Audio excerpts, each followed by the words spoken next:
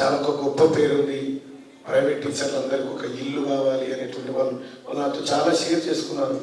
చాలా గొప్ప విజన్ ఉన్నటువంటి ఈ సంఘం ఏదైతే ఉందో, ఈ ప్రైవేట్ యాజమాన్యం తమ దగ్గర పనిచేసిన టీచర్లకు సొంత ఇంటి కళ జరగాలని వాళ్ళు రాత్రి కూడా నాతో చర్చలు జరుపుతూ ఉంటే నిజంగా వాళ్ళందరూ చూస్తే నాకు సంతోషం వేసింది.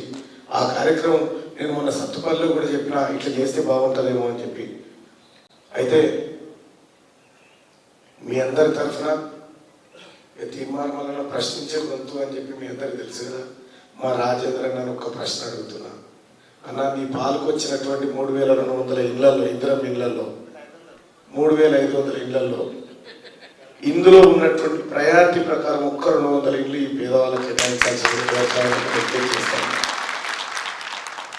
ఇంకొక విషయం ఏంటంటే, సోదరి మల్లారా, తీన్మార్ మల్లన్న అందరి వాడు, అందరి కోసం పనిచేస్తున్నటువంటి వాడు. నా మీద అనేక రకాల కేసులు పెడితే ఎందుకు పెట్టిరో మీ అందరికి తెలుసు. నేను ఈ ప్రజల విముక్తి కోసం పోరాడితే నా మీద కేసులు పెట్టారు. నిన్న మొన్న కేటీ రామారావు గారు తిరుగుకుంటూ